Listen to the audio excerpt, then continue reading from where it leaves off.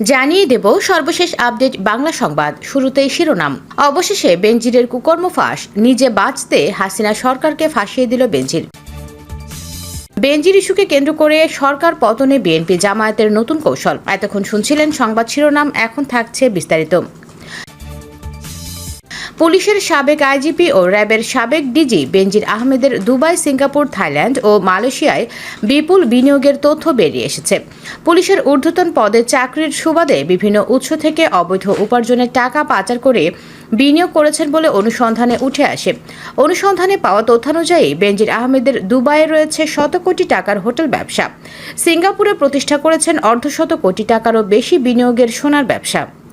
এছাড়া থাইল্যান্ড ও মালয়েশিয়ায় জমি কিনেছেন বলে জানা গেছে। তবে বেনজির বিনিয়োগ করলেও তিনি কোথাও নিজের নাম রাখেননি। সব জায়গায় তিনি স্ত্রী জিশান মির্জা, স্ত্রীর ভাই মির্জা মনোয়ার রেজা, 2 মেয়ে ফারহিন রিশতা বিনতে বেনজির এবং তাহসিন রাইসা বিনতে বেনজিরের নামে বিনিয়োগ করেছেন। অনুসন্ধানে জানা গেছে, দুবাই শহরের কেন্দ্রস্থল মাকতুম স্ট্রিটে অবস্থিত বিলাসবহুল কনকর্ড হোটেল অ্যান্ড সুইটসে মোটা অঙ্কের শেয়ার রয়েছে বেনজিরের। হোটেলটি বিখ্যাত দুবাই ক্রিকের উপর দুর্দান্ত প্যানোরামিক ভিউ অফার করে। দুবাই আন্তর্জাতিক বিমানবন্দর, দুবাই ক্রিক, গলফ ও ইয়ট ক্লাব, সোনা ও মশলার বাজার, প্রধান কেনাকাটা ও অবসর কেন্দ্রগুলোর খুব কাছে এই হোটেল। দুবাইয়ে অবস্থিত গ্র্যান্ড মসজিদ থেকে 3 মাইল দূরে এই হোটেলের অবস্থান।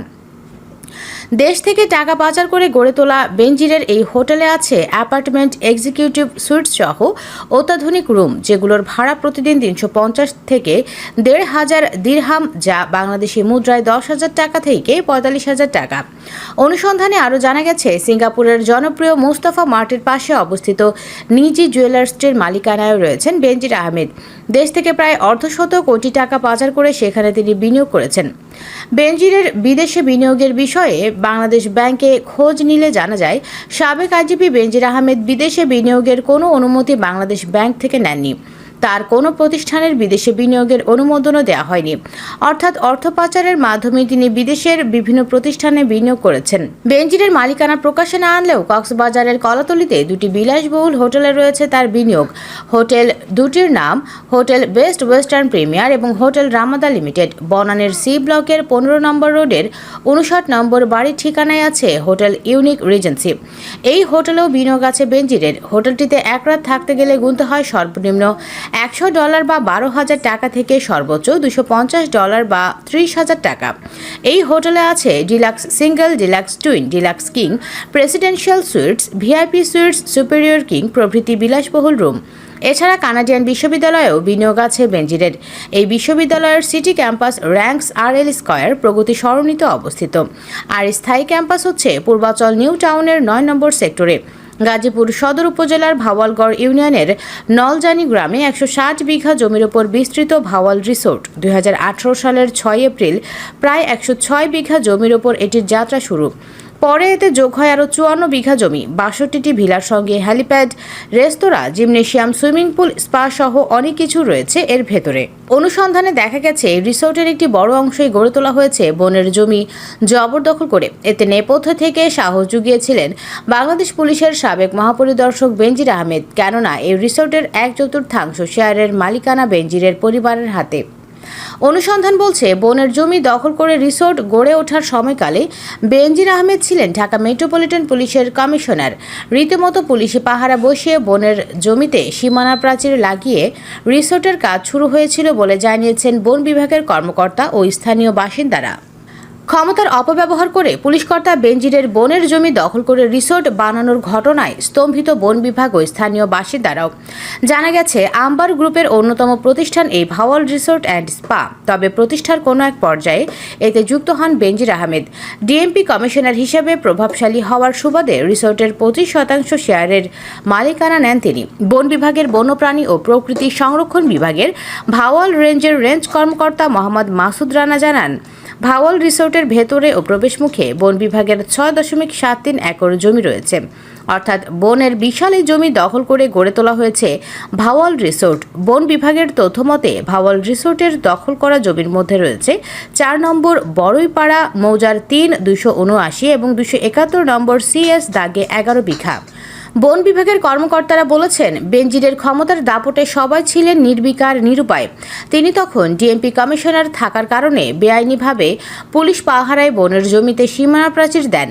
নিরুপায় হয়ে বনের ওই জমি উদ্ধারে উচ্ছেদ মামলা করে বন বিভাগ। মামলাটি এখনও চলমান বলে নিশ্চিত করেন রেঞ্জ কর্মকর্তা মাসুদ রানা। সরেজমিনে গেলে ভাওয়াল রিসোর্ট সংলগ্ন নলজানি গ্রামের কয়েকজন বাসিন্দা জানান, রিসোর্টের মালিকপক্ষ পার্টেক্স গ্রুপ এবং সাবেক আইজিপি বেনজির আহমেদ। একথা জানার পর বেনজিরের ভয়ে এলাকার কেউ ওদিকে যাওয়ার সাহসই করে না। যখন তারা বনের জমিতে সীমানা প্রাচীর বসিয়ে দখল করেছে, তখন কারো সাহস হয়নি প্রতিবাদ করার। স্থানীয়রা আরও জানায়, ভাওয়াল রিসোর্টের নির্মাণ কাজ চলাকালে প্রায় এখানে আসতেন বেনজির আহমেদ। কাজ চলার সময় স্থানীয় ফাঁড়ির পুলিশ সদস্যরা দিনরাত পালা করে সেখানে পাহারায় দাঁড়িয়ে থাকতেন। পরিচয় গোপন করে কথা বললে রিসোর্টের সিনিয়র রিজার্ভেশন কর্মকর্তা জাহিদ হাসান রিসোর্টের মালিকানায় সাবেক আইজিপি বেনজির আহমেদের যুক্ত থাকার কথা স্বীকার করেন। তিনি বলেন, ভাওয়াল রিসোর্ট অ্যান্ড স্পার মালিকদের কয়েকজনের মধ্যে সাবেক আইজিপি বেনজিরও রয়েছেন। এছাড়া ভাওয়ালগড় ইউনিয়নের চেয়ারম্যান মোহাম্মদ সালাউদ্দিন আহমেদও বলেছেন, পার্টেক্স গ্রুপের মালিকের ছেলে ও সাবেক পুলিশ কর্মকর্তা বেনজির আহমেদ রিসোর্টের মালিক। তবে কার কত ভাগ মালিকানা তা জানা নেই। অনুসন্ধানে জানা গেছে, যথারীতি এখানেও বেনজির আহমেদ চাতুরির মাধ্যমে নিজের নামটি ব্যবহার করেননি। স্ত্রী জিশান মির্জা, 2 মেয়ে ফারহিন রিশতা বিনতে বেনজির এবং তাহসিন রাইসা বিনতে বেনজিরের নামে রিসোর্টের শেয়ার কেনা হয়। জানা যায়, এই রিসোর্টে এক রাত থাকতে গেলে গুনতে হয় সর্বনিম্ন 11,000 থেকে সর্বোচ্চ 25,760 টাকা। খোঁজ নিয়ে জানা গেছে, এই এলাকায় প্রতি বিঘা জমির বর্তমান মূল্য 20 লাখ টাকা। শুধু তাই নয়, দেশের বিভিন্ন এলাকায় সাবেক আইজিপির আরও সম্পদের খোঁজ পেয়েছে কালের কণ্ঠ। রাজধানী বনানীতে অভিজাত হোটেল ইউনিক রিজেন্সিতে বেনজির আহমেদের বিনিয়োগ রয়েছে। একইভাবে কক্সবাজারেরও 2টি হোটেলে বিপুল অঙ্কের অর্থলগ্নি করেছেন তিনি। পদ্মা ব্যাংক এবং কানাডিয়ান বিশ্ববিদ্যালয়ের মালিকানাও কিনেছেন বেনজির। উপজেলা নির্বাচনে অংশগ্রহণ এবং বর্জন প্রশ্নে বিএনপিতে ভিন্ন মত আছে। এ বিষয়ে দলের কৌশল ঠিক করতে একাধিক বৈঠক হলেও এখনো সিদ্ধান্তে পৌঁছতে পারেনি দলটি। তবে দলটির মিত্র জামায়াতে ইসলামী নির্বাচনে যাওয়ার সিদ্ধান্ত নিয়েছে। বিএনপির এমন সিদ্ধান্তহীনতার কারণে দলটির তৃণমূল পর্যায়ের নেতারাও দোটানায় আছেন। অনেক প্রার্থী কেন্দ্রের সঙ্গে যোগাযোগ করলেও চূড়ান্ত কোনো বার্তা কেউ জানাতে পারছেন না।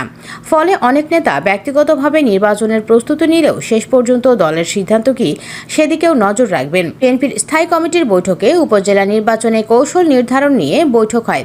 কমিটির সদস্যরা নির্বাচনে অংশগ্রহণ ও বর্জনের প্রশ্নে মিশ্র অভিমত প্রকাশ করেন। কেউ কেউ দলীয়ভাবে অংশ না নিয়ে কৌশলী অবস্থান নেয়ার পক্ষে। এক্ষেত্রে দল নির্বাচনের উৎসাহিত